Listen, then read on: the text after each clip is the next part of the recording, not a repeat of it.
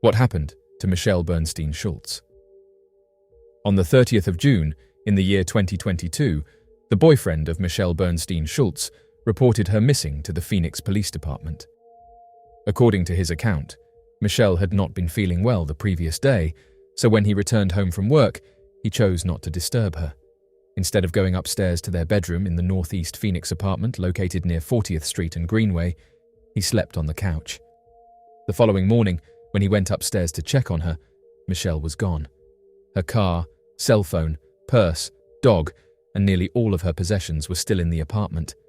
Only her backpack and a water bottle appeared to be missing. The absence of her personal items, especially her phone and transportation, raised immediate concern. After discovering she was gone, the boyfriend sent a message to Michelle's mother, worded in a way that suggested he believed the family already knew she was missing. When her relatives tried to call him to gather more information, he allegedly refused to answer any further calls and, according to the family, did not fully cooperate with the investigation. As the 3-year anniversary of Michelle's disappearance approached, her sister, Daniela Smith, spoke publicly about the case in an interview with Channel 10 News in Phoenix.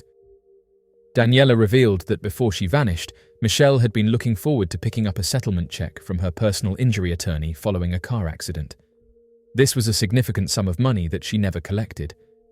Daniela also stated that Phoenix police had told the family they had too many missing persons cases to investigate each one thoroughly. The family was informed that authorities did not believe foul play was likely, a conclusion that Michelle's loved ones strongly disputed. For Daniela and her mother, the idea that Michelle would willingly disappear made no sense. She was devoted to her 2 sons and loved her dog, and she had plans for her accident settlement. She also left behind her bank cards and had not accessed her accounts since her disappearance. The last known activity from her phone occurred at 4:03 in the afternoon on the 29th of June, the day before she was reported missing. Channel 10 investigator Justin Lin contacted Michelle's boyfriend to ask about the case, but he declined to be interviewed. This refusal only added to the many unanswered questions surrounding the disappearance. For Michelle's family, the past years have been marked by frustration and heartache. They continue to search for answers, unwilling to accept the idea that she simply chose to walk away from her life.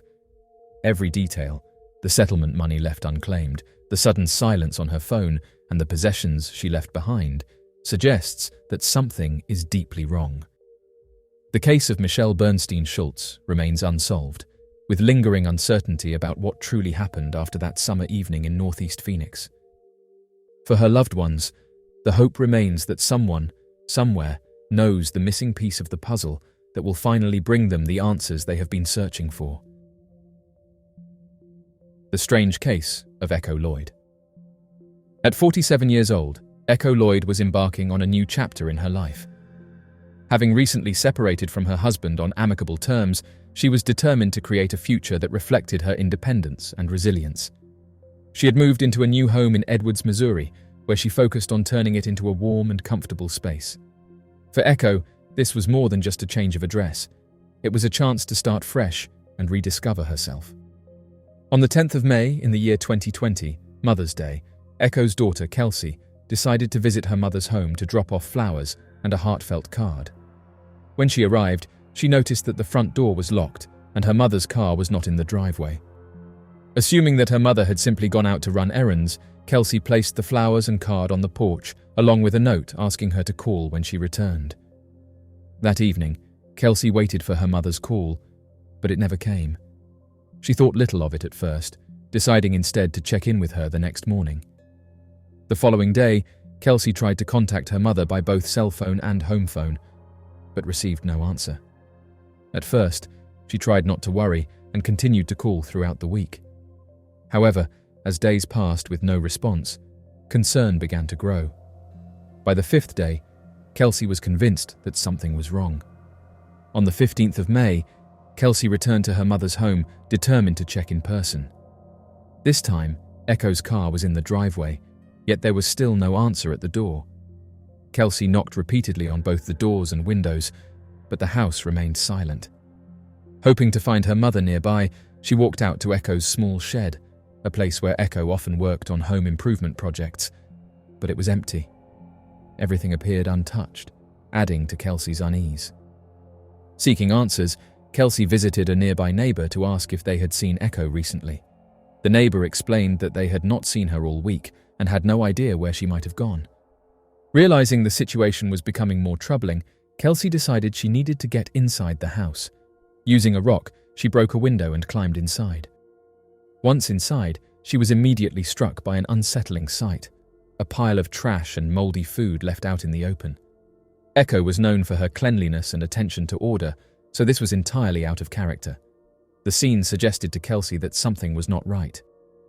As she moved through the home, she discovered her mother's purse containing her wallet, cash, and identification, all still in place. However, her cell phone, keys, a personal protection item, and her daily medication were missing. Among the items she found was a receipt from a local Walmart store, signed by Echo and dated the 10th of May. This led Kelsey to believe her mother had returned home after she herself had left the flowers and card on the porch that day. What happened afterward, however, remained a mystery. Kelsey realized she had not heard her mother's voice since the evening of the 9th of May, and her concern reached a breaking point. She stepped outside and called the local police. Officers arrived, and she filed a missing person report. The Benton County Sheriff's Office began the investigation into Echo's disappearance. From the outset, it was treated as a serious matter. Nearly a week had passed without anyone hearing from her, and there was no clear explanation for her absence. Echo had no known disputes or conflicts that might explain why she would leave suddenly. One of the challenges facing investigators was the lack of a clear starting point. Searches were conducted, but without leads, progress was slow. The case was soon handed over to the Missouri State Highway Patrol Missing Persons Clearinghouse for broader support. Authorities noted that Echo had not used her cell phone or bank cards, and there were no transactions on her accounts. More concerning was the fact that she had not collected her essential daily medication from the pharmacy.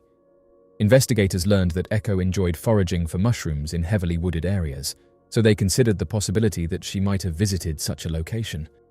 However, some of the land was privately owned, and obtaining permission to search these areas proved difficult. Without clear evidence or witness accounts, the investigation struggled to move forward. Authorities appealed to the public for information, believing that someone might know something about Echo's movements after the 10th of May. For Echo's family, the uncertainty was heartbreaking. They did not believe she would willingly leave behind her loved ones, especially her grandchild.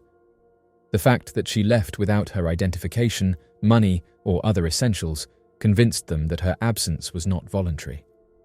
They also feared that circumstances beyond her control may have played a role. To keep her story in the public eye, the family created a Facebook page dedicated to raising awareness about her case. They posted updates, shared photographs, and encouraged anyone with information to come forward. They hoped that by spreading the word far and wide, someone might recall seeing or hearing something that could help bring her home. Echo's disappearance remains a deeply troubling mystery. For her family and community, the lack of answers is a constant source of pain. They continue to advocate for her, determined not to let her case fade from memory. The hope is that persistence, public awareness, and ongoing investigative efforts will one day reveal what happened after that Mother's Day visit in May 2020. Until then, her loved ones remain steadfast in their commitment to finding her and bringing clarity to the questions that have weighed heavily on them for so long.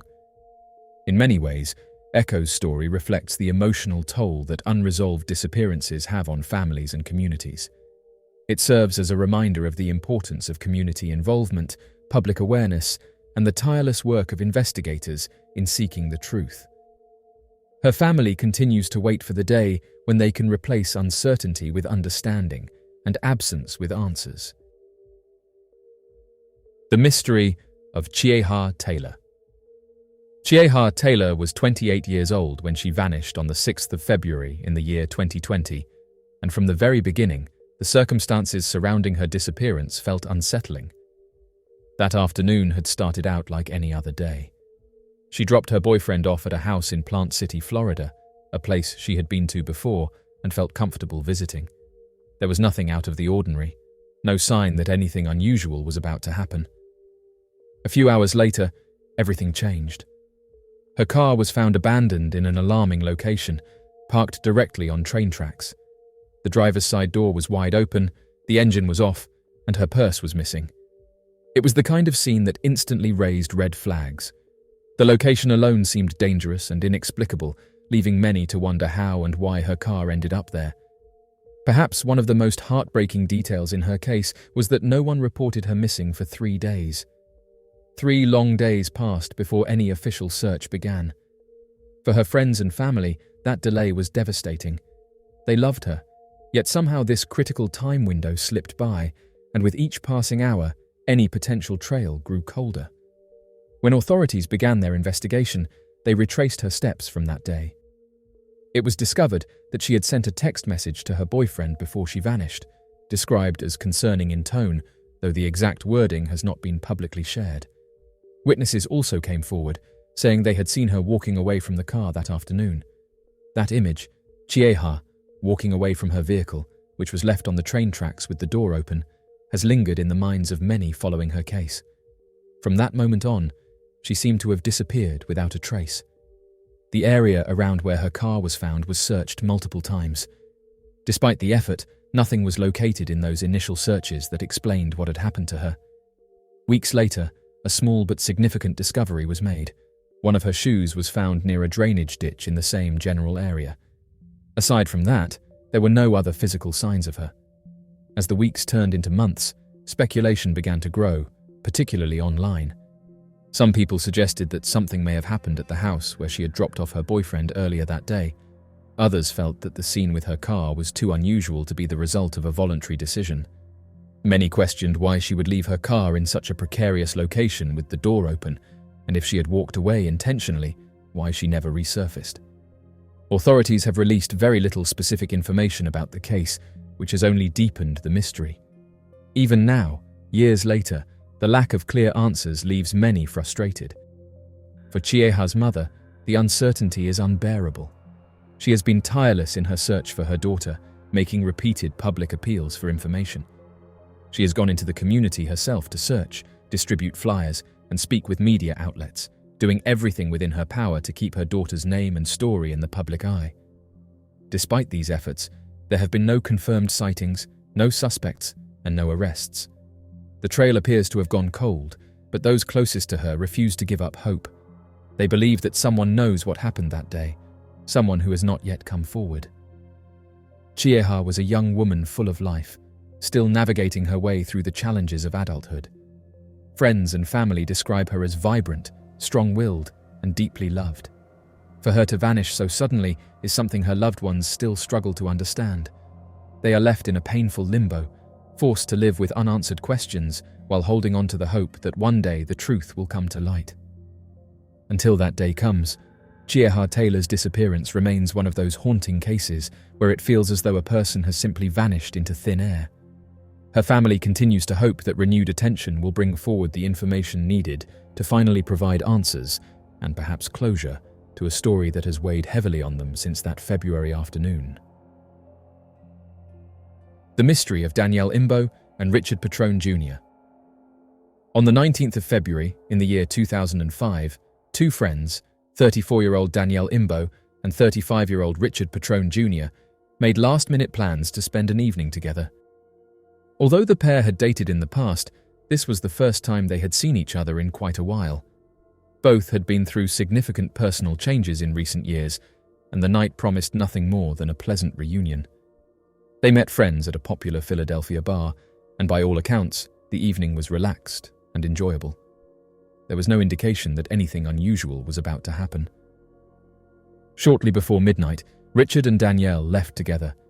It would be the last confirmed sighting of either of them. An extensive search and a lengthy investigation would follow, with the Federal Bureau of Investigation eventually suggesting that their disappearance may have involved a targeted act, possibly even a plot orchestrated by others.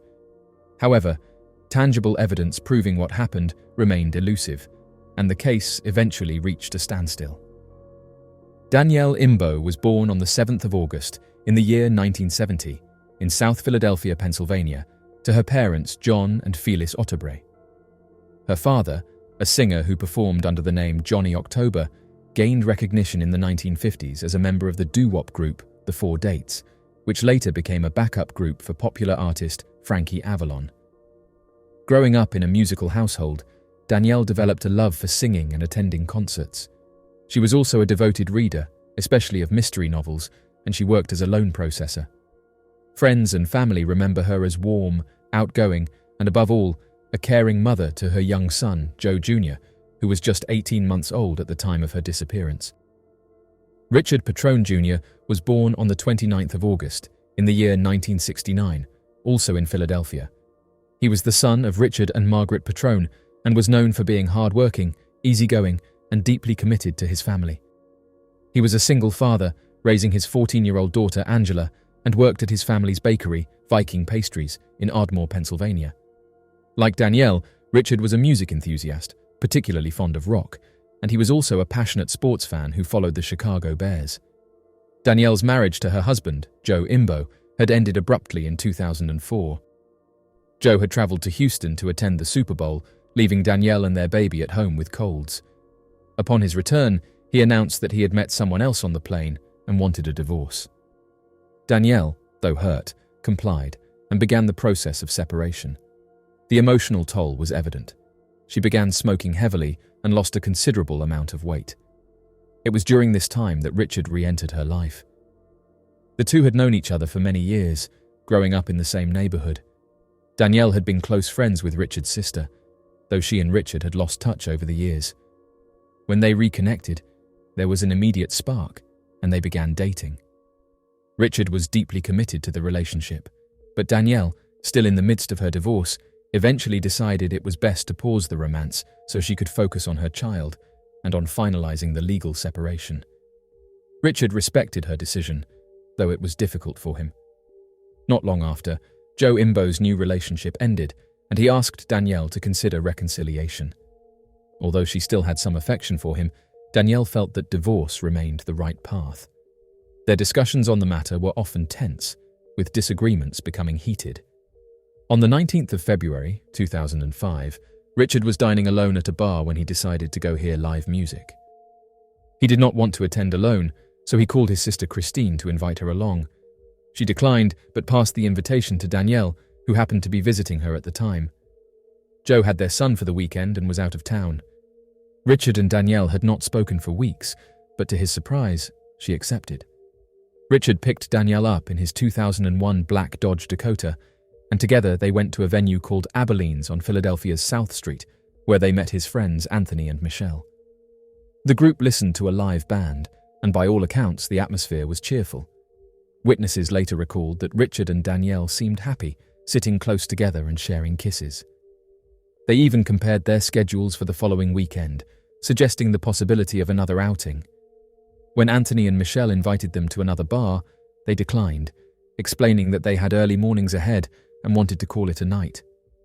Around 11:45 that evening, they prepared to leave, with Richard saying he would drive Danielle home to Mount Laurel before heading back to South Philadelphia. They walked out together into the cool night air and vanished without a trace. The next day, Danielle missed a hair appointment, and both her phone and Richard's went straight to voicemail. Concern grew quickly among their families. Danielle's brother, John Otterborough, went to her home using a spare key. Inside, everything appeared normal. There were no signs of a struggle or sudden departure. However, by 3 o'clock that afternoon, when Joe Jr. was usually returned by his father, Danielle had still not come home. John began to fear something was wrong. Both Danielle and Richard were known to be close to their families and maintained regular contact. It was highly unusual for either of them to go silent. That afternoon, when Joe arrived to drop off their son, Danielle was not there, and her family was visibly concerned. Hours passed with no word, prompting them to contact the authorities and file missing persons reports for both Danielle and Richard. The search began almost immediately. That night, John and Richard's father drove the streets between Philadelphia and Mount Laurel, checking highways, side streets, and even waterways. They scanned the Walt Whitman, Ben Franklin, and Betsy Ross bridges, hoping to spot Richard's truck. At sunrise, they returned home empty-handed. The following day, friends and volunteers organized a grid search covering 100 miles in every direction, carrying photographs of Richard's truck and its license plate number. John even paid over $1,000 to hire a Camden police officer to operate a helicopter to search from the air. Despite these extensive efforts, there was no sign of the couple or the vehicle. In the months and years that followed, investigators explored various theories. The Federal Bureau of Investigation eventually suggested that foul play may have been involved, potentially in the form of a planned act. Still, without physical evidence, the mystery remained unresolved. The disappearance of Danielle Imbo and Richard Patron Jr. has since become one of the most baffling unsolved cases in the region, leaving their families searching for answers and hoping that someday the truth will emerge. The case continues to resonate not only because of the mystery, but also because of the deep loss felt by their loved ones. For the families, the absence is felt every day, and the unanswered questions weigh heavily. The hope remains that with time, persistence, and renewed attention, someone will come forward with the information that can finally bring closure to a night that began with music and laughter, but ended in silence. The strange case of Charles Browning III. 30-year-old Charles Browning III was last seen in Mobile, Alabama on the 27th of September in the year 2019. His disappearance began in an ordinary setting, yet it quickly became a mystery that left his family searching for answers. That morning, Charles and his common-law wife stopped at the International House of Pancakes, located at Rangeline Road in Tillman's Corner. Around 9 o'clock, the two arrived at the restaurant. His wife stepped inside to use the restroom, while Charles remained outside. When she returned only a short while later, he was gone. No one saw him leave, and from that moment onward, there have been no confirmed sightings of him. He had no vehicle and was not carrying a cell phone at the time, leaving it uncertain whether he walked away on his own or left with someone else. Loved ones have shared that in the period leading up to his disappearance, Charles had been acting out of character and showing signs of paranoia. Despite this, those closest to him emphasized that it was not like him to vanish without telling anyone where he was going. He was a father to 5 children, including 2 infant sons, and was deeply connected to his family.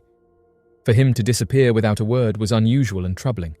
His direction of travel remains unknown.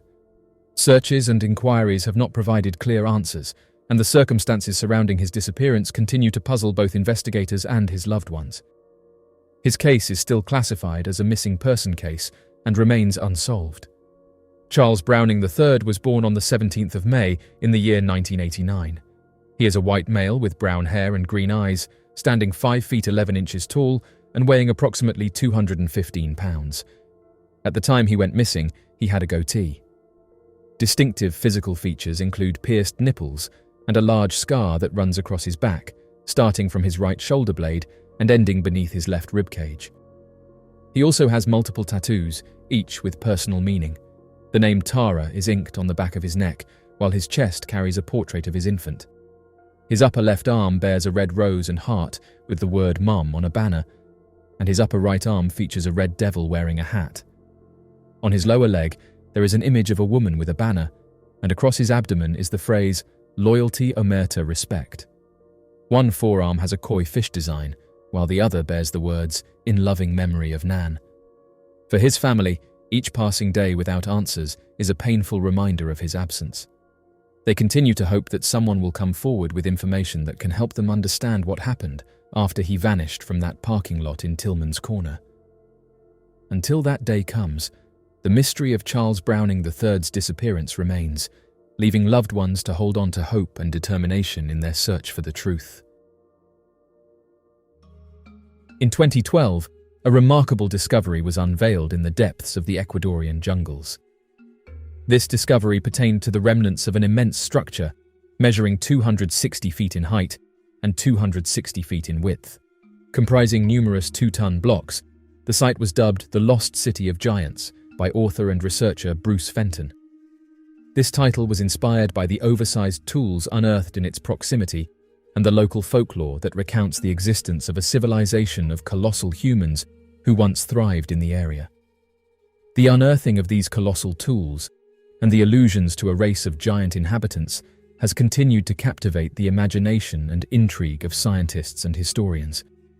The extensive scale of the structure's components and its contextual association with massive tools has fueled intense speculation regarding the existence of a civilization of gigantic beings. The expansive edifice comprises a wall that inclines at a 60-degree angle, featuring a level surface at its pinnacle, which has yielded a plethora of artifacts upon excavation. Describing the site, Mr. Duvernay suggested that the configuration resembles a paved wall or an ancient thoroughfare or plaza characterized by a 60-degree inclination, conceivably serving as the cap of a larger architectural entity. The precision in the alignment of numerous stones, their impeccably sharp edges, and apparent human craftsmanship point to their deliberate sculpting. Mr. Duvernay shared these observations following an extensive expedition to the location during the months of April and May, providing valuable insights into the remarkable findings. The courageous explorers who chanced upon the remarkable structure have now embarked on the careful process of unveiling further details about their discovery. Among these findings is the unearthing of several massive stones, featuring perfectly cut circular holes at their centers. This evidence serves to discredit the theory, suggesting that the colossal pyramid-like structure could merely be a natural occurrence. Interestingly, it is becoming evident that the significance of this discovery surpasses initial expectations. The implications of this finding suggest that it may hold the key to unraveling many of South America's enigmatic mysteries and could potentially lead to the revelation of one of the world's most coveted treasures. A multinational team of researchers has put forward the notion that the structure they have discovered could potentially serve as the resting place of Atahualpa, the final ruler of the Incan Empire. Atahualpa met his demise after being captured by the Spanish, resulting in the widespread belief that he was interred alongside a vast fortune in gold, collected by his adherents in an unsuccessful attempt to secure his freedom. The pursuit of this tomb and its accompanying riches has captured the imagination of historians and treasure hunters globally, prompting numerous expeditions in search of this elusive prize, yet none have succeeded in their quest thus far. Bruce Fenton, a British researcher residing in Ecuador and well-versed in the indigenous cultures of the region, holds a contrasting view. He suggests that the recently unearthed site might have origins predating the Inca era and possibly linked to an unidentified pre-Inca civilization. This perspective is rooted in the discovery of around 30 basic tools at the site, alongside the extensive erosion evident on the large stone blocks. The rudimentary tools and the level of erosion observed have led Fenton to postulate a significantly earlier timeline for the site's establishment, challenging the prevailing notion regarding its historical significance. The Ecuadorian authorities have been informed about the discovery, and a team of archaeologists and paleontologists is anticipated to undertake an official expedition. Nonetheless, the investigation of the site is hindered by treacherous conditions. The journey through thick, mountainous jungle from the closest town takes approximately 8 hours, with one of the routes being notorious for the dangers posed by attacks from African bees. Despite these challenges, efforts are underway to facilitate a comprehensive exploration of the area to unveil its historical and scientific significance. For those unaware, back in 2012 when the initial discovery was made, the site under exploration, a remarkably colossal pyramidal-style edifice measuring about 80 meters in both length and height, is situated, featuring steeply inclined walls. This construction comprises asymmetrical, large hewn stone blocks, with each block estimated to weigh around 2 tons at present. The walls of the structure consist of hundreds of these blocks meticulously assembled together. This architectural marvel showcases meticulous craftsmanship and engineering, reflecting the advanced skills of its builders and leaving a significant impact on the site's historical and archaeological significance. In the elevated region, there lies a level surface that is believed to have functioned as a ceremonial or possibly sacrificial platform utilized by priests. Surrounding this area, numerous stone and pottery artifacts are strewn about. Several of these items bear resemblance to stone tools that might have been employed in either mining or refining various types of metal ore. Both the architectural style of the structures and the nature of the discovered objects point towards an enigmatic pre-Inca civilization. Notably, further examination is imperative to corroborate these observations, a task that Fenton and his team are poised to undertake in the imminent future. This comprehensive investigation aims to shed light on this ancient culture and unearth new insights regarding its practices, beliefs, and technological advancements.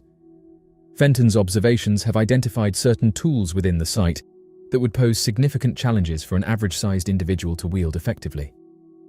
As a result, he has postulated that this location could be linked to the fabled lost cities of the giants, a prominent element in local Ecuadorian folklore centered on the Amazonian region.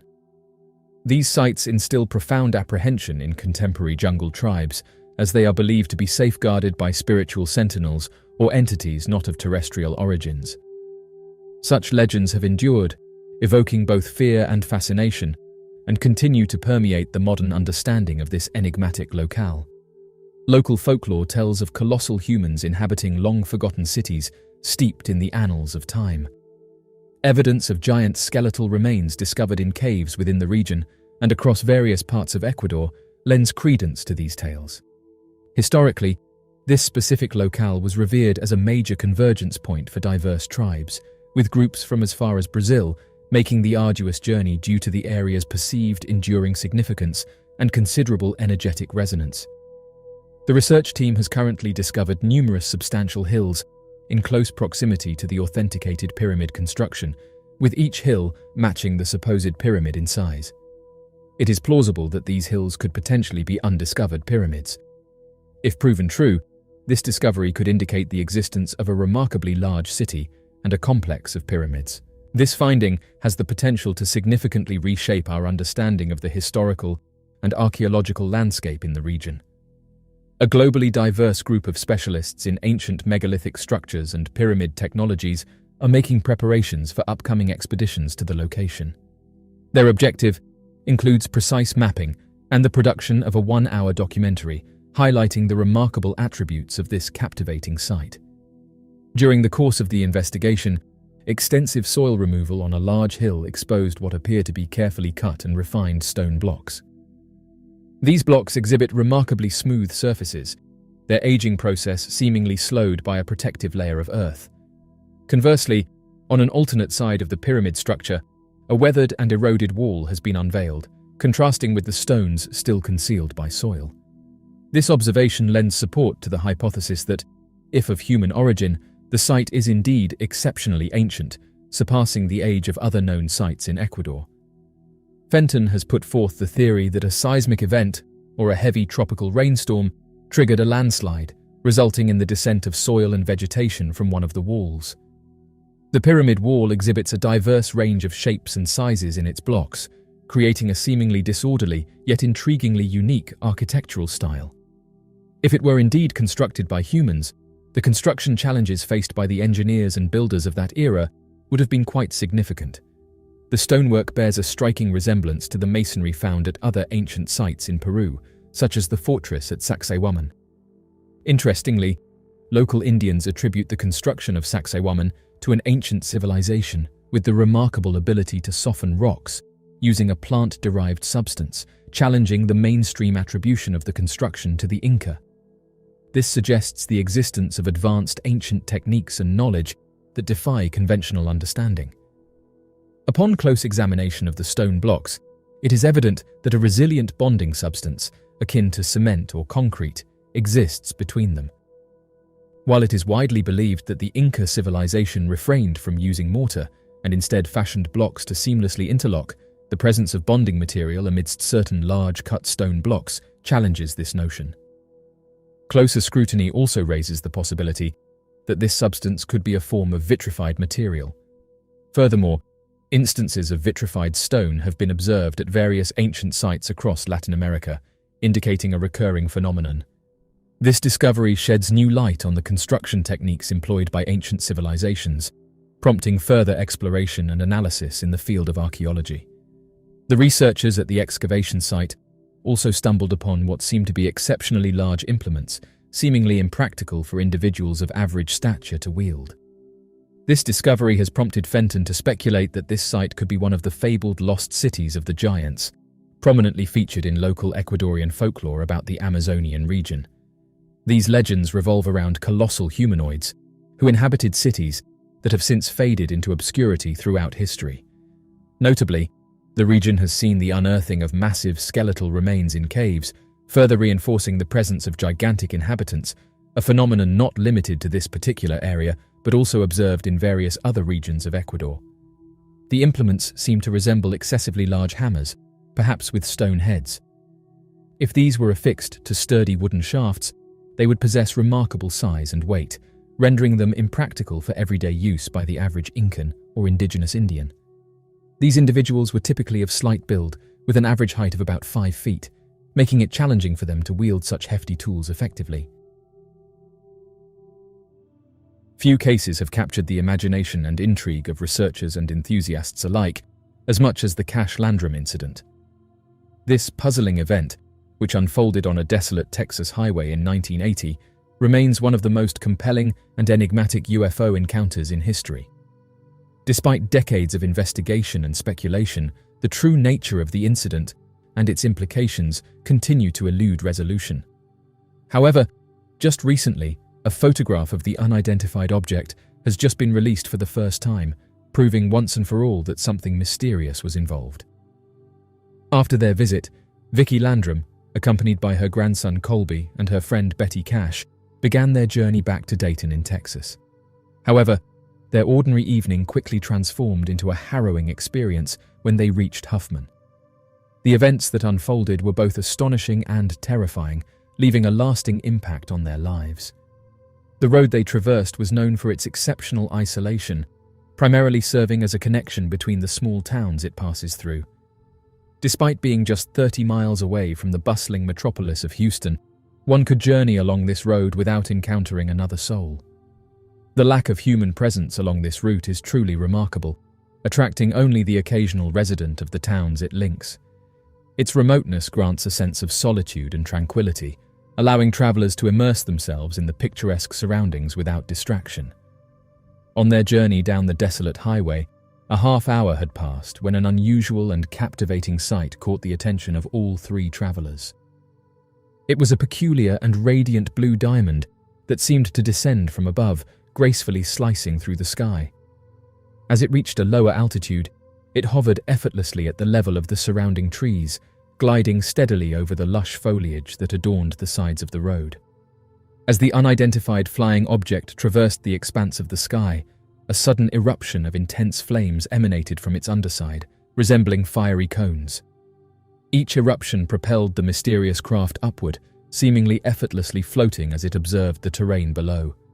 Progressing steadily, the hope of evading the object drove them forward until, to their dismay, it descended onto the road ahead, obstructing their path and compelling Betty to abruptly hit the brakes.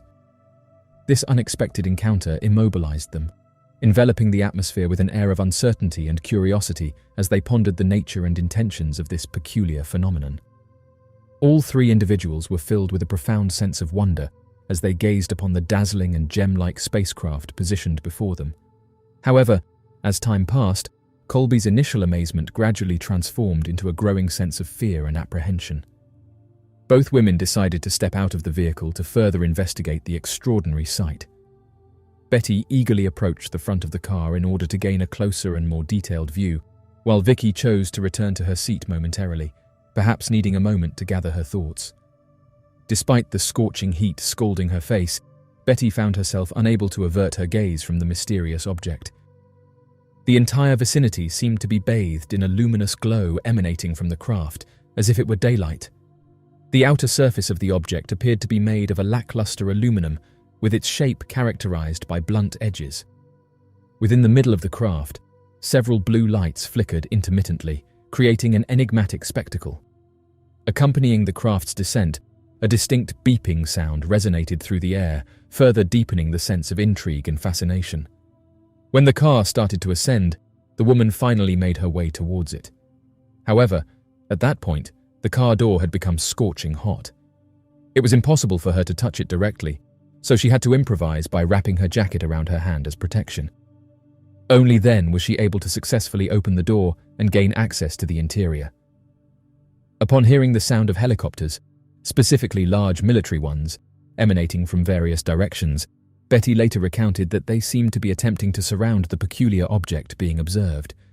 However, within a matter of seconds, the enigmatic craft, which possessed a distinctive diamond shape, began to ascend above the encompassing trees.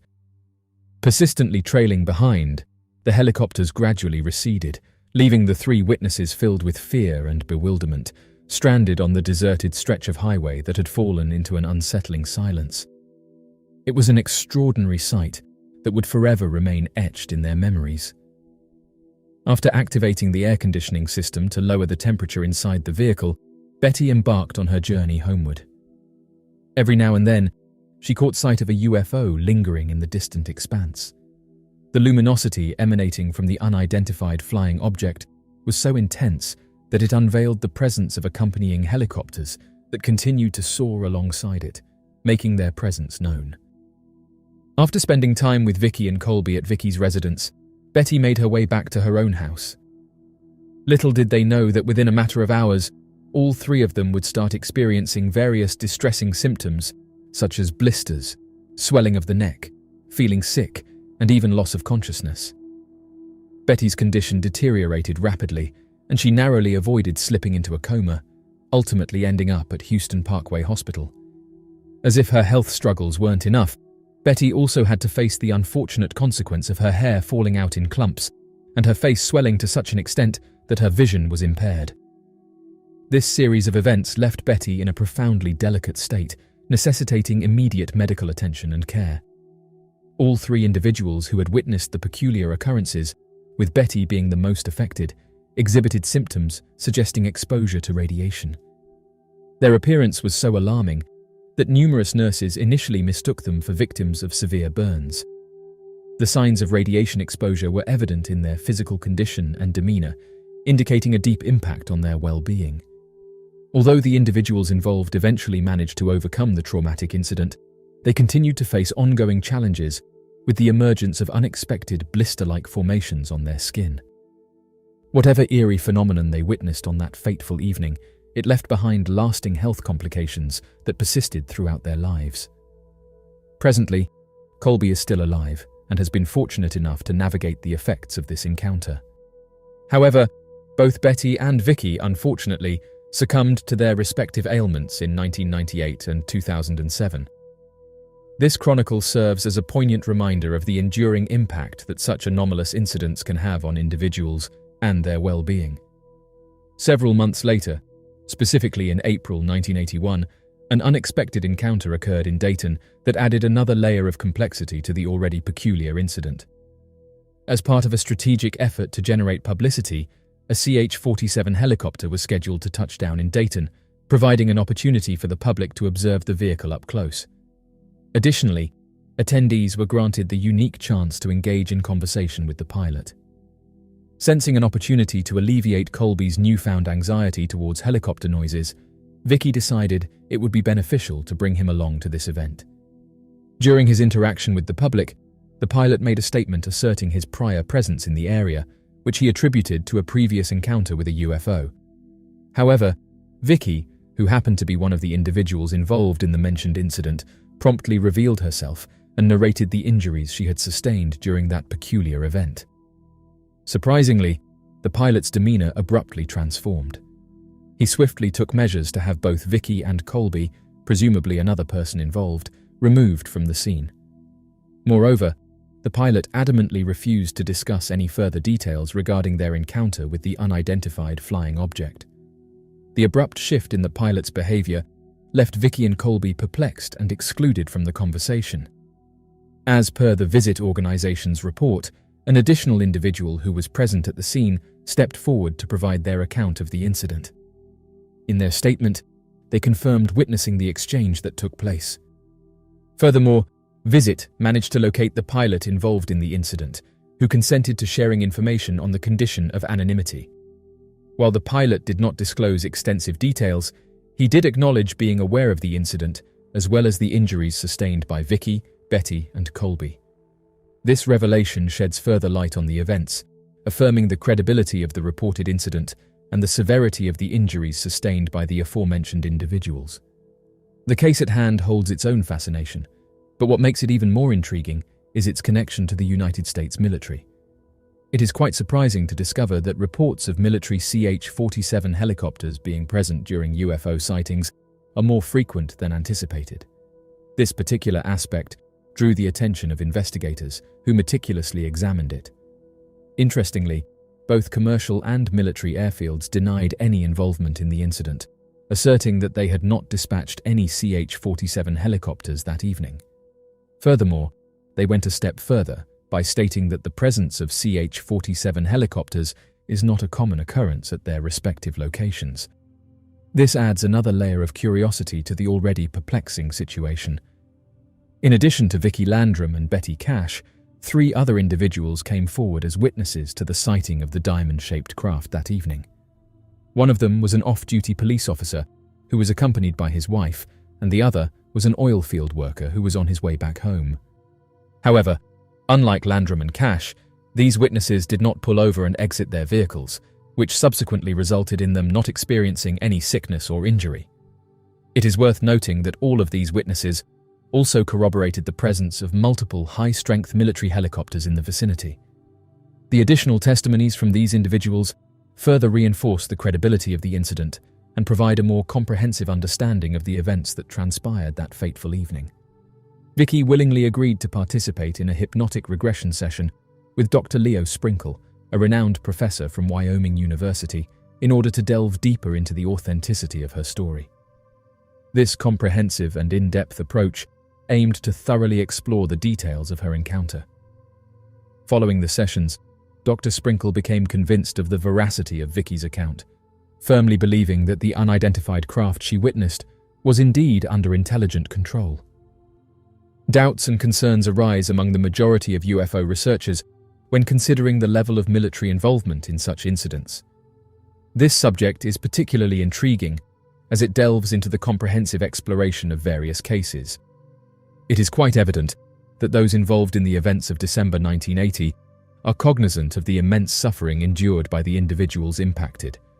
However, it is disheartening to note that no known effort has been made thus far to extend any form of assistance, whether in terms of financial aid or medical support. It is crucial to emphasize that there is no concrete evidence suggesting that the intention behind these incidents was to inflict harm upon any of the witnesses involved in this particular case. Despite the unfortunate mistreatment they endured subsequent to the encounter, it appears that these individuals were simply present in the wrong place at an inopportune moment. This lack of support and the unfavorable circumstances they found themselves in highlights the need for a more compassionate and empathetic response to their plight.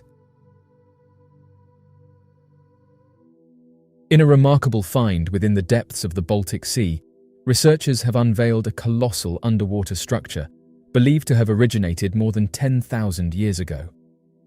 This discovery is in close proximity to the well-known Baltic Sea anomaly, sparking significant interest and curiosity among the scientific community and the public alike. The uncovered structure, shrouded in mystery and antiquity, offers a glimpse into a bygone era of human history, inviting exploration and analysis to decipher its strange origins and purpose. In Europe, this immense structure, thought to be among the most ancient hunting devices created by humans, was built by Stone Age hunter-gatherers. The construction of this megastructure signifies a significant milestone in human history.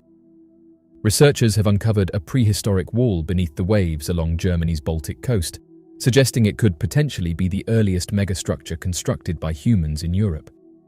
This archaeological finding holds significant implications for understanding ancient civilizations in the region. In the Bay of Mecklenburg, researchers unexpectedly discovered a massive underwater wall measuring almost a kilometer in length. The revelation occurred as scientists were utilizing a multi-beam sonar system aboard a research vessel during a student excursion around 10 kilometers, or 6 miles off the coast. This serendipitous finding has unveiled a remarkable geological formation that had eluded prior exploration.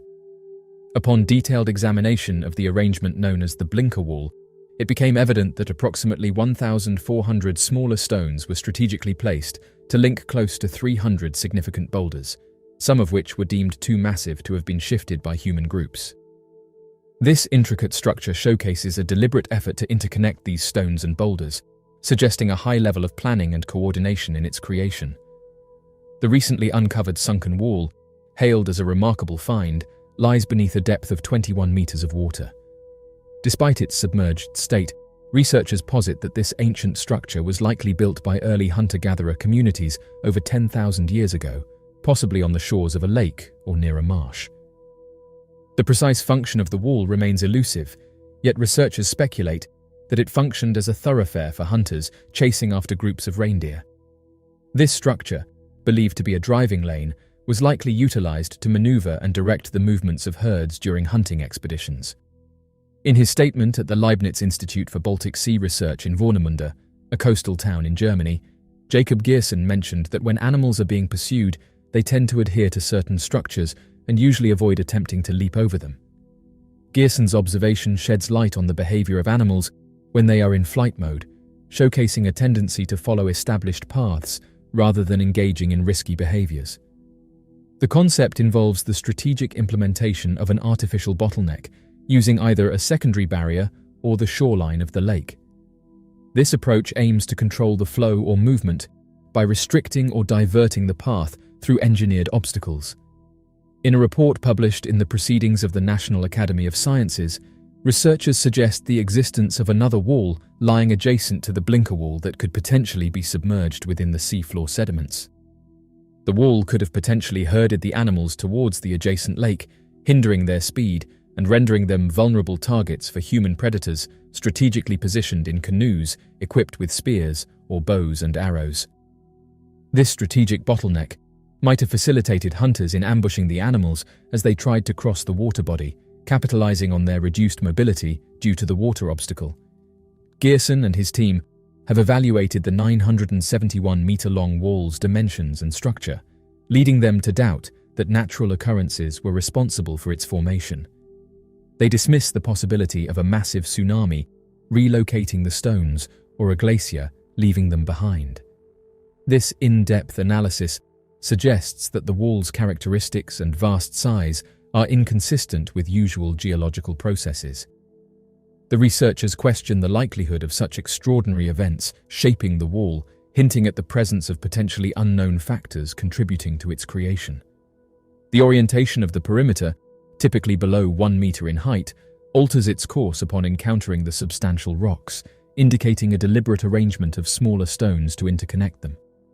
Overall, the stones comprising the structure are estimated to exceed a weight of 142 tons, underscoring the meticulous planning and effort invested in its construction. The strategic repositioning of the wall, along with the deliberate placement of smaller stones to facilitate cohesion with the larger boulders, unveils a sophisticated design that aims to merge elements seamlessly. The construction of the wall, assuming it served as an ancient hunting path, likely dates back to over 10,000 years ago, eventually being engulfed by the encroaching seawaters approximately 8,500 years back. In accordance with researchers, the blinker wall's positioning places it among the earliest instances of hunting architecture globally, potentially dubbing it as the most ancient human-crafted megastructure on the European continent. This discovery not only asserts its historical significance, but also indicates its potential relevance in the context of ancient human practices and societal structures. Geersen is currently enthusiastic about returning to the site with the intention of reconstructing the ancient landscape in a meticulous manner.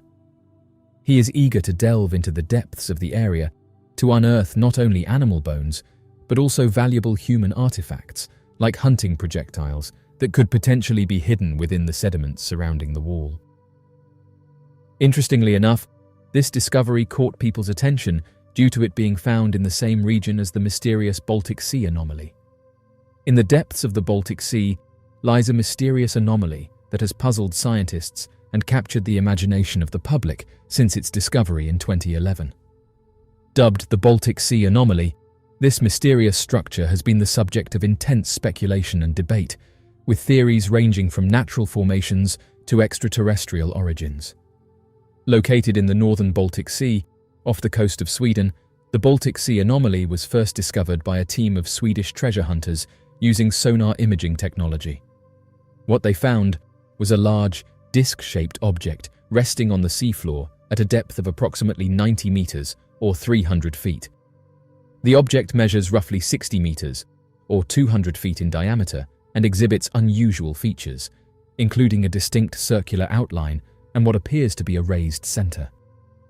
Initial reports of the discovery sparked widespread interest and speculation, with some observers suggesting that the anomaly could be evidence of an ancient shipwreck, while others proposed more exotic explanations, such as a crashed UFO or submerged ancient city. As news of the discovery spread, researchers and scientists from around the world became intrigued by the anomaly and sought to unravel its mysteries. In the years since its discovery, the Baltic Sea anomaly has been the subject of several expeditions and investigations aimed at determining its nature and origin. Researchers have utilized advanced sonar imaging, underwater robots, and diving expeditions to study the anomaly up close and gather more data about its composition and structure. One of the most intriguing aspects of the Baltic Sea anomaly is its unusual appearance and composition. While some researchers have proposed that it could be a natural geological formation, others have pointed to its distinct shape and features as evidence of artificial construction. The anomaly's circular shape and apparent symmetry have led some to speculate that it could be a man-made object of unknown origin, possibly dating back thousands of years. The expeditionary team made an astonishing discovery during their mission to locate an ancient shipwreck. While passing over the unknown object, they detected a captivating reading that immediately caught their attention. According to the findings of Ocean X, this strange anomaly exhibits an intriguing thickness, measuring approximately 3 to 4 meters, with a surprisingly extensive diameter of around 60 meters. Remarkably, the object rests upon a robust, pillar-like structure, soaring to an impressive height of about 8 meters. It lies submerged between depths of 85 to 90 meters, beneath an area characterized by extremely poor visibility, which poses a significant challenge for the team as they attempt to observe their surroundings. Interestingly, the team encountered a series of equipment malfunctions during their initial encounter with the anomaly. These malfunctions inexplicably ceased as soon as they moved past the mysterious object. At first, the team dismissed this as mere coincidence. However, when they retraced their steps and encountered the same equipment issues again, they began to entertain the notion that the object emits some kind of electromagnetic field. In order to test this hypothesis, the team conducted multiple experiments and, astonishingly, they consistently experienced equipment failure whenever they approached the anomaly. The team's fascinating findings have sparked a multitude of questions and speculations. Their exploration and analysis of the mysterious object, coupled with the data they have collected, have opened up new avenues of investigation in uncovering the true nature and significance of this captivating discovery. According to the account of experienced diver Stefan Hogeborn, he encountered a truly remarkable and unexplainable phenomenon during one of his dives. He noted that when he and his team came into close proximity to a certain object underwater, all their electronic devices, including a satellite phone, inexplicably ceased to function. This bizarre occurrence left them perplexed and intrigued. However, as they gradually distanced themselves from the object, approximately 200 meters away, their devices miraculously started working again, as if the interference had magically vanished. Astonishingly, once they returned above the mysterious object, their electronic devices once again malfunctioned, leaving them astounded at the inexplicable nature of this event. The photographs were sent to various universities for analysis, and their consensus was that the object in question was a result of natural formation. However, the divers who encountered the object strongly dispute this conclusion. They argue that natural formations lack the capability to deactivate electrical equipment or exhibit a distinct disc-like shape. These divers question the notion that the object could be simply attributed to the forces of nature alone. Perhaps the most tantalizing possibility is that the Baltic Sea anomaly could be of extraterrestrial origin, leading to speculation that it could be a crashed UFO or some other type of alien artifact.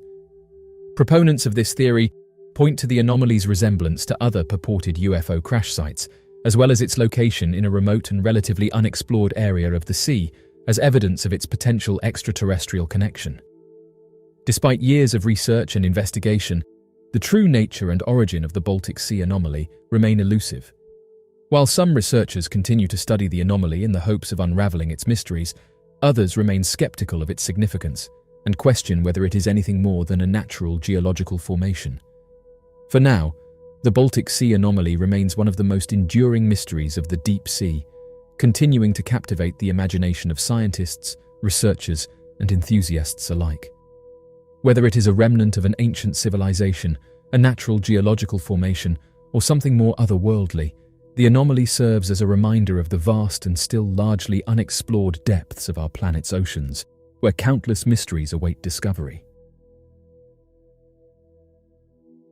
An interesting post has just been submitted to the subreddit UFOs, and it's being hailed as one of the best pieces of evidence that we have of an unidentified submerged object.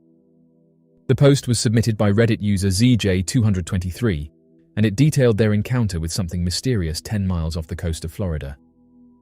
The poster commented the following: "I understand this is not technically a UFO, because it was seen in the water. I work on a research vessel. Recently we had a trip, studying bioluminescence in the Gulf of Mexico.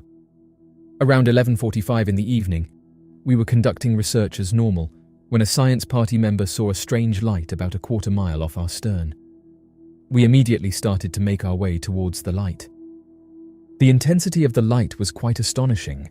Nobody in the crew or the science party knew what to make of it. At first, we thought it could have been a sunken vessel or a navigation buoy of some kind that sank.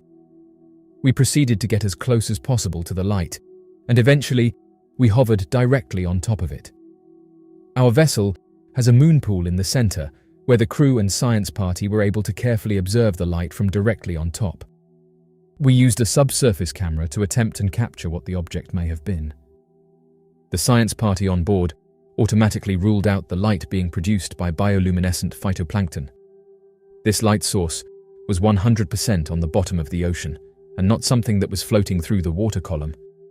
It did not move in the current. The water depth at this specific location was 60 feet deep. As we hovered on top of the light, we used an EK-80 sonar to provide us with an image of the ocean floor at this location. To our surprise, this object producing the light did not have a physical shape that we could detect. It was invisible to our sonar. The sonar is also capable of imaging objects that are below the seafloor, objects that could be partially submerged in the mud, and objects that could be as small as 3 inches in length and width. Consider the strength of the light having to shine through 60 feet of water and being strong enough for us to observe from a considerable distance away. There was definitely an arc of visibility that seemed to be brighter when viewed from further away than top down. I added some more videos here, and I've been scanning through all of your comments. I'll try to respond to most of them with this comment. There are some people who are questioning the validity of my photos and objects in the photo. Let me preface this by stating some facts from our research cruise back in February. Our research vessel was chartered by a group of scientists from a college in Florida. The chief scientist who sailed with us has been studying bioluminescence his whole career, and even made mentions of how the Navy used research of bioluminescence in the past to detect Russian subs deep underwater. The chief scientist is a PhD, and his primary graduate study was in bioluminescence.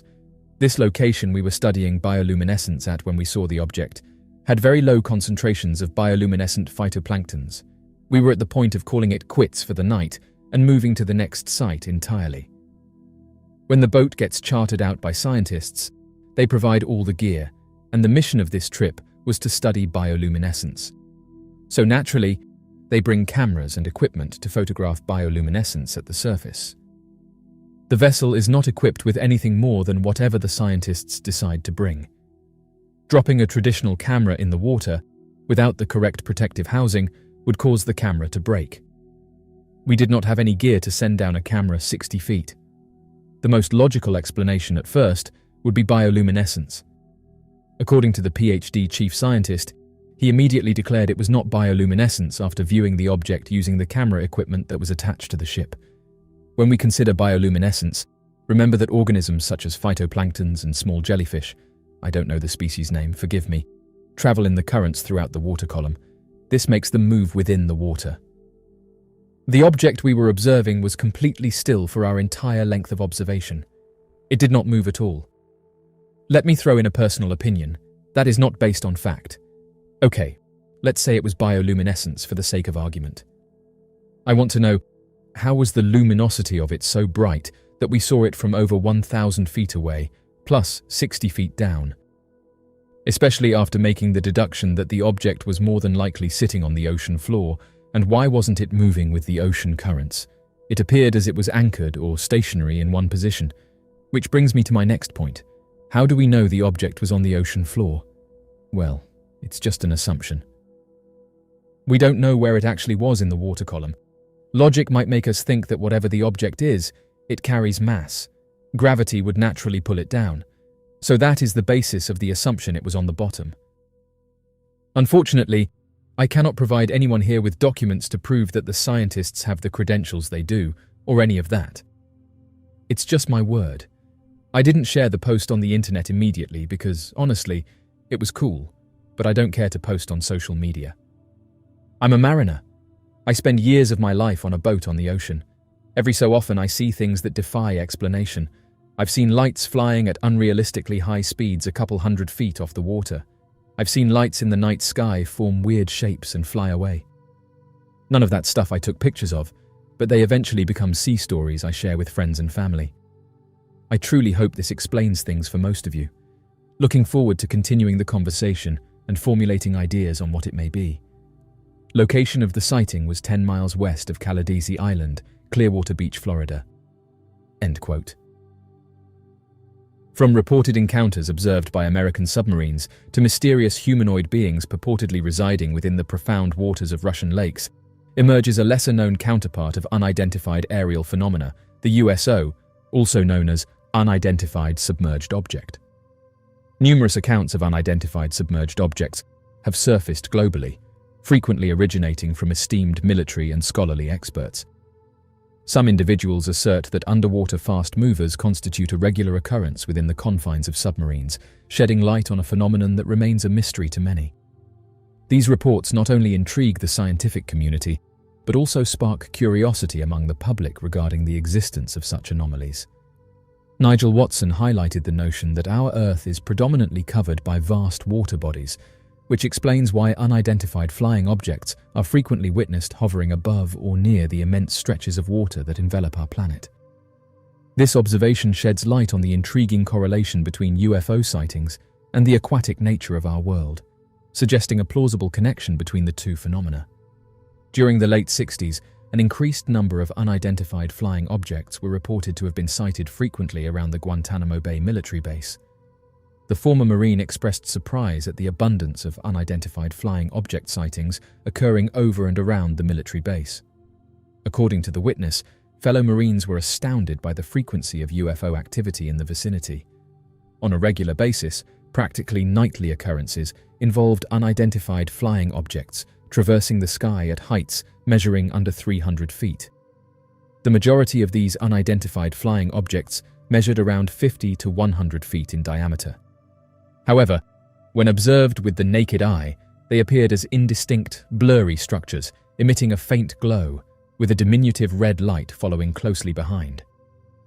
The individual from the Marines, who opted to keep their identity confidential during an interview with the paranormal observation platform, the Mutual UFO Network, expressed uncertainty regarding the specific dates of the incident. The interviewee, belonging to the Marine Corps, was hesitant to disclose personal details while discussing the encounter with the Paranormal Events website. The Marine alleges receiving specific instructions prohibiting him from sharing details about the sightings. Furthermore, he recounted encountering a single unidentified flying object that bore resemblance to a majestic cloud illuminated by a pulsating blend of blue and white lights. A professor has asserted that a vessel, surpassing the velocity of sound, swiftly passed in close proximity to the USS Hampton submarine, creating a whizzing effect as it traversed the water.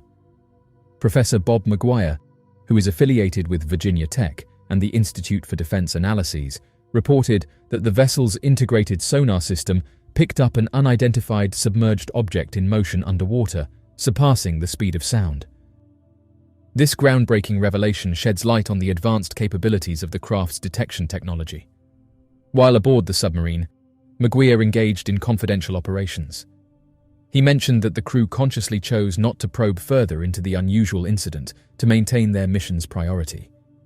However, they did not explicitly instruct him to refrain from discussing the peculiar encounter. The submarine's occupants refrained from delving into the matter to uphold their focus on the task at hand, implying a commitment to their duties above all else. Unidentified submerged objects have long piqued the curiosity and fascination of researchers, enthusiasts, and the general public, sparking a sense of wonder and mystery. These intriguing occurrences, commonly referred to as unidentified objects or vessels that navigate stealthily and skillfully beneath the water's surface without leaving a trace or a viable explanation, have been documented across a broad spectrum of the world's oceans, lakes, and rivers. Despite skeptics attempting to attribute such accounts to myths or misinterpretations, the sheer abundance and consistency of reported sightings worldwide underscore the need for a thorough and meticulous examination of USOs. The persistent presence of these unexplained underwater phenomena demands not only acknowledgement, but also rigorous investigation to unravel their strange nature and potential implications. USOs, or unidentified submerged objects, share a remarkable resemblance with UFOs, commonly sighted hovering above the Earth's skies. The mystery surrounding these mysterious occurrences mirrors the intrigue evoked by UFO sightings, sparking debates on potential extraterrestrial involvement and cutting-edge aviation technologies. Delving deeper into the realm of USO encounters raises profound queries regarding the essence and genesis of these hidden anomalies. While certain hypotheses speculate on their extraterrestrial genesis, alternative theories advocate for more grounded interpretations, including clandestine military maneuvers, yet to be explored natural phenomena, or even ancient civilizations residing beneath the ocean's depths. The vast expanses of the ocean, which cover around 71% of the Earth's surface and hold depths that are mostly uncharted, create a perfect setting for harboring mysterious occurrences like unidentified submerged objects. Throughout history, there have been numerous documented accounts of USO sightings, with reports spanning centuries and recounting encounters relayed by sailors, fishermen, and naval personnel. These encounters often depict peculiar underwater entities that showcase extraordinary abilities. Witnesses describe USOs as having the uncanny capability of swiftly accelerating, making abrupt directional changes, and effortlessly navigating through substantial depths, features that challenge traditional explanations rooted in known human technology. The allure of the deep ocean continues to fascinate and mystify, inviting exploration and prompting speculation about the mysteries concealed within its aquatic depths. One intriguing aspect regarding unidentified submerged objects lies in their affiliations with areas renowned for extensive maritime activities and oceanic mysteries. Particularly, the Bermuda Triangle, a sector within the western expanse of the North Atlantic Ocean, has garnered significant attention for its suggested involvement in a multitude of aircraft and vessel vanishings. Besides accounts of UFO sightings hovering over the Bermuda Triangle, there exist reports of USOs either surfacing from or submerging into the waters within this mystifying realm. Despite skeptics attributing the incidents within the Bermuda Triangle to natural occurrences or human miscalculations, advocates of the USO phenomena highlight these events as indications of an unknown force lurking beneath the oceanic depths. This unresolved mystery continues to captivate many individuals worldwide as they ponder the potential existence of undiscovered phenomena existing below the surface of our planet's waters, evoking curiosity and speculation surrounding the hidden facets of the marine domain. Various parts of the world, not just the notorious Bermuda Triangle, have been linked to unidentified submerged object activities. One such area is the waters surrounding Japan, specifically referred to as the Dragon's Triangle or the Devil's Sea. This region has witnessed numerous documented sightings of USOs. Echoing the mysteries of the Bermuda Triangle, the Dragon's Triangle shares a history of maritime accidents and puzzling occurrences. These events have prompted discussions and theories regarding the potential existence of hidden underwater anomalies within this mysterious expanse. Advances in technology have facilitated a more organized and thorough investigation of unidentified submerged object reports by researchers. They utilize a range of sophisticated tools like underwater sonar, remote-operated vehicles, and deep-sea submersibles to delve into the depths of the ocean floor, aiming to uncover any submerged objects. While numerous expeditions have uncovered intriguing discoveries, including unidentified structures and peculiarities on the seabed, confirming the existence of USOs continues to elude definitive evidence. The presence of unidentified submerged objects gives rise to thought-provoking inquiries regarding the essence of these occurrences and their potential repercussions on our comprehension of the oceanic realm and the broader world. Should USOs truly exist, the questions surrounding their origins and underlying purposes become paramount. Could they signify the existence of sophisticated underwater civilizations, antiquated technologies, or undiscovered species of marine life? Delving deeper into these mysteries entails exploring the intricate web of possibilities and implications associated with USOs, evoking a deep-seated curiosity about the unseen realms lurking beneath the waves.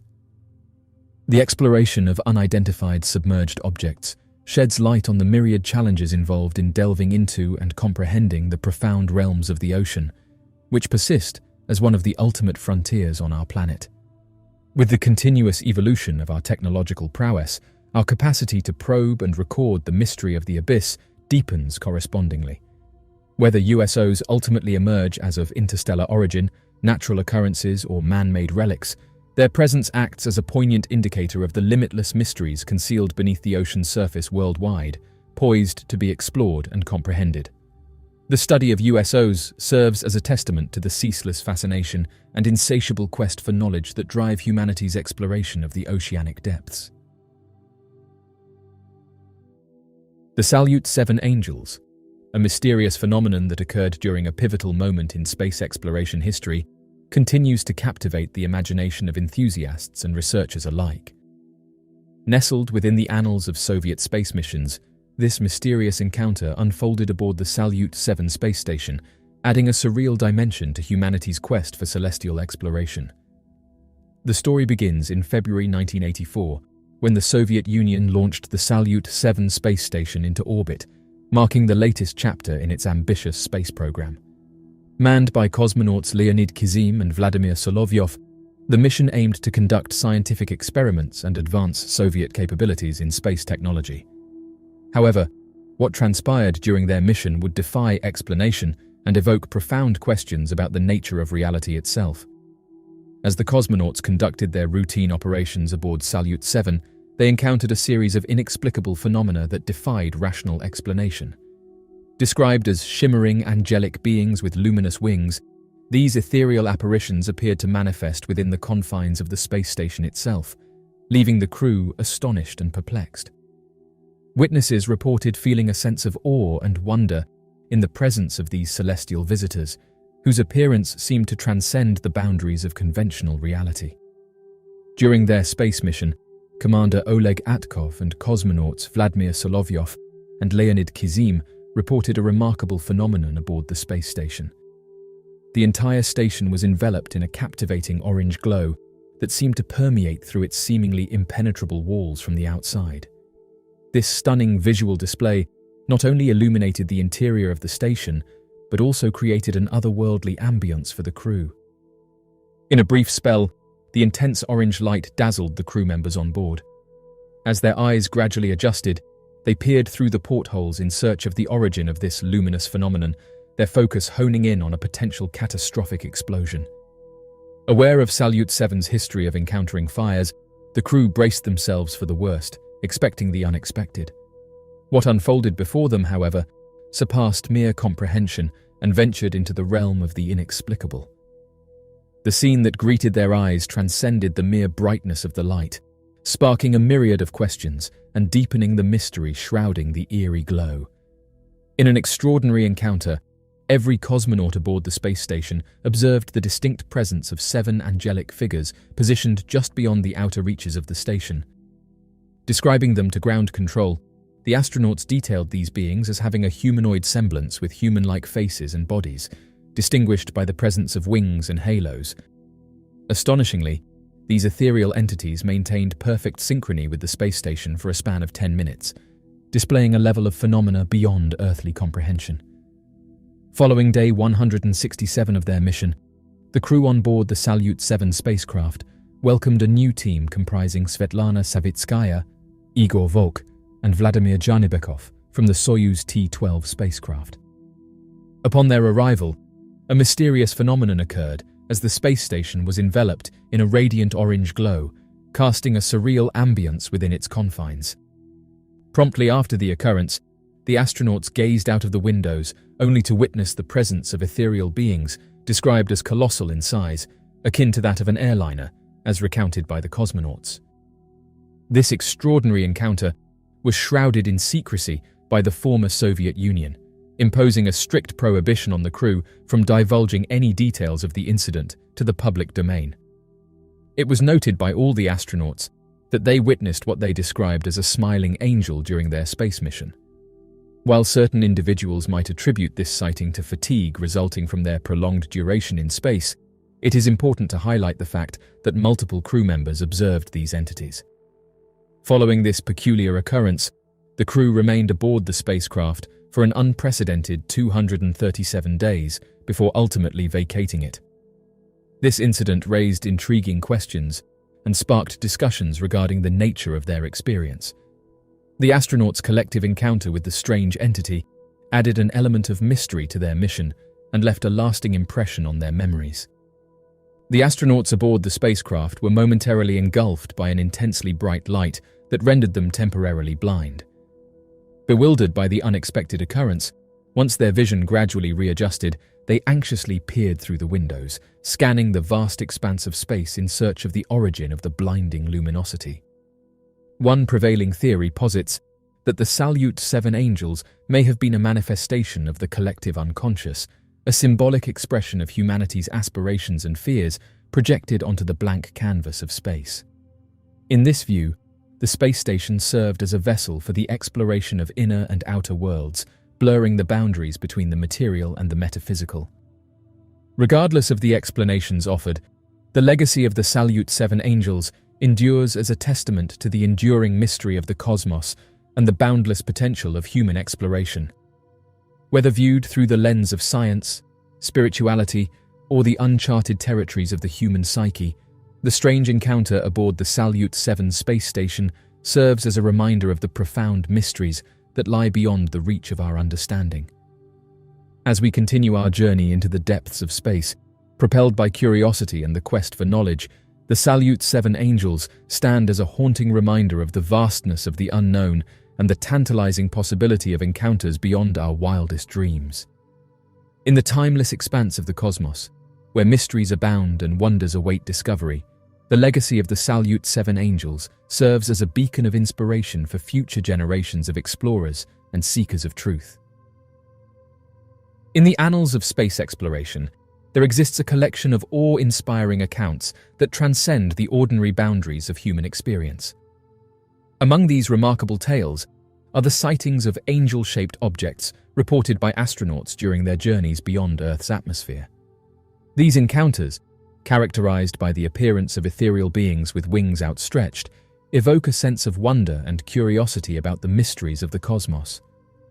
Throughout the history of space exploration, astronauts from various space agencies have documented sightings of angel-shaped objects while traversing the vast expanse of outer space.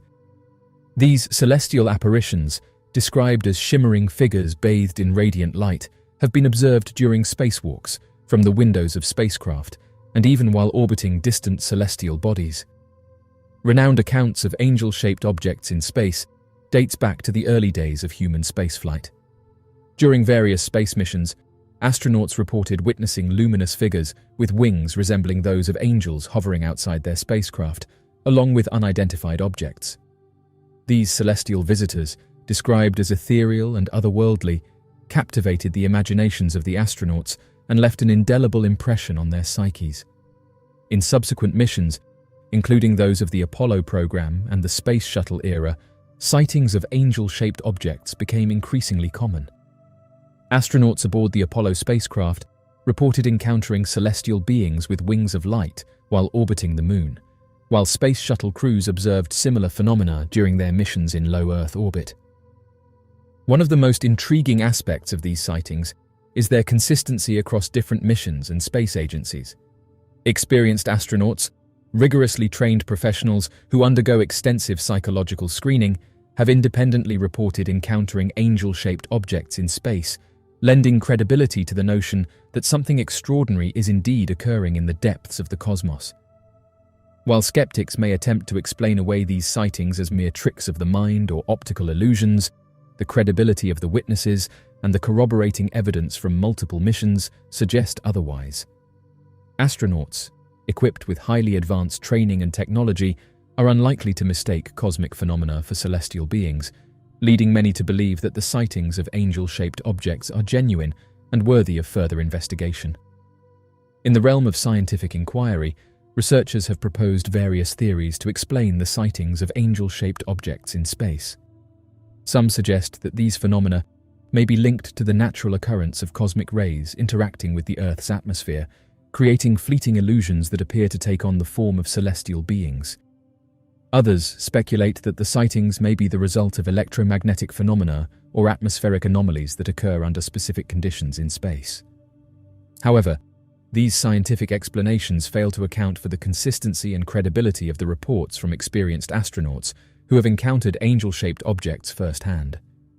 Many astronauts describe these celestial beings as sentient entities, capable of communicating telepathically and emanating a sense of peace and tranquility that transcends the confines of human understanding. In the realm of spirituality and metaphysics, the sightings of angel-shaped objects in space take on a deeper significance. Some interpret these celestial encounters as evidence of a higher intelligence or cosmic consciousness that permeates the universe, manifesting itself in the form of angelic beings to guide and protect humanity on its journey through the cosmos. Regardless of the interpretations offered, one thing remains clear. The sightings of angel-shaped objects in space represent a profound and mysterious aspect of the human experience. Whether viewed through the lens of science, spirituality, or the uncharted territories of the human psyche, these celestial encounters inspire a sense of wonder and awe, inviting contemplation of humanity's place in the vast and mysterious cosmos. In the city of Jerusalem, individuals have shared accounts of witnessing a luminous crucifix or cross-shaped entity hovering over the city. The sightings of this phenomenon have sparked curiosity and speculation among the residents. Oddly enough, this occurrence is not a singular event. There have been previous observations of similar mysterious objects in this particular location, prompting speculation about the inexplicable attraction that draws such objects here.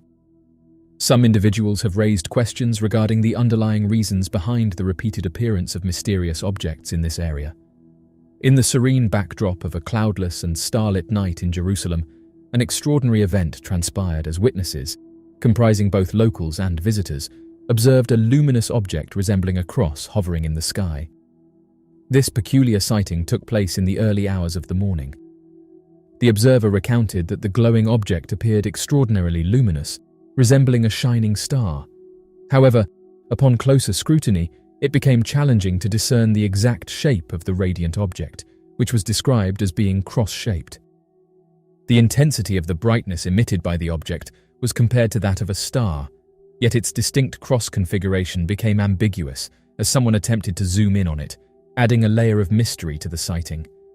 In an account provided by a resident, it was mentioned that despite taking numerous photographs, only one managed to capture the cross with sufficient clarity. The individual highlighted the challenge they faced in achieving a clear depiction of the cross in the photographs they took. When the witness attempted to magnify the image on their iPhone, it became evident that the camera was unable to focus properly, resulting in only a radiant sphere of light being visible. Numerous individuals who have witnessed unidentified objects have encountered similar challenges, particularly with objects emitting light. They have observed that modern smartphones often struggle to accurately capture these glowing entities. Upon reviewing the images captured, they frequently find that the resulting pictures are blurry and fail to adequately depict the luminous nature of these objects. This recurring issue raises questions about the ability of current technology to effectively document such phenomena. Eyewitnesses consistently report difficulties in accurately capturing the appearance of these glowing, unidentified objects, especially those that are taken at night. Witnesses provided vivid descriptions of the object, likening it to a shining cross that exuded a radiant glow from its core, with its arms extending outwards, visible against the stark contrast of the darkened sky.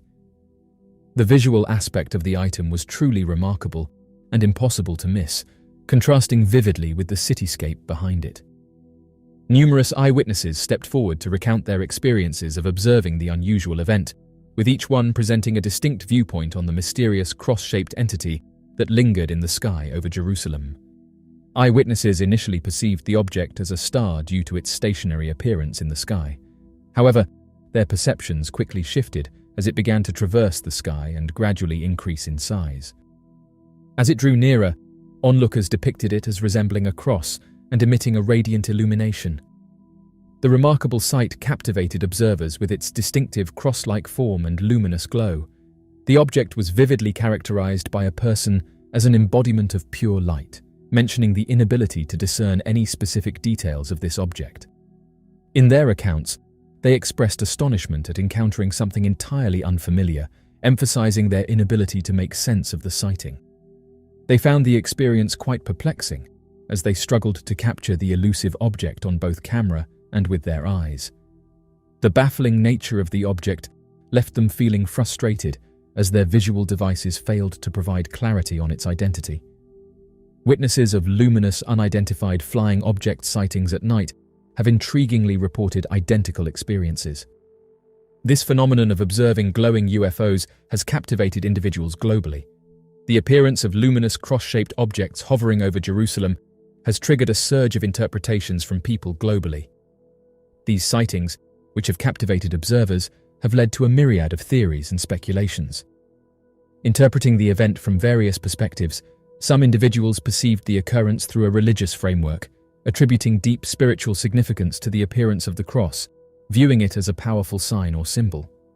Conversely, there are those who categorize this phenomenon as belonging to the realm of unidentified objects, remaining skeptical about its origins and implications. Approaching the sighting from a scientific standpoint, some individuals delved into extensive investigations, pondering various potential natural or artificial causes for the unusual celestial phenomenon. Amidst the varied interpretations, it is evident that the sighting had a lasting impact on the individuals who were fortunate enough to witness it. In the realm of unidentified flying objects, few phenomena are as strange and captivating as Crucifix UFOs. These extraordinary aerial anomalies, characterized by their distinctive cross-like shape, have been observed by witnesses around the world, sparking intrigue and speculation about their origin and purpose.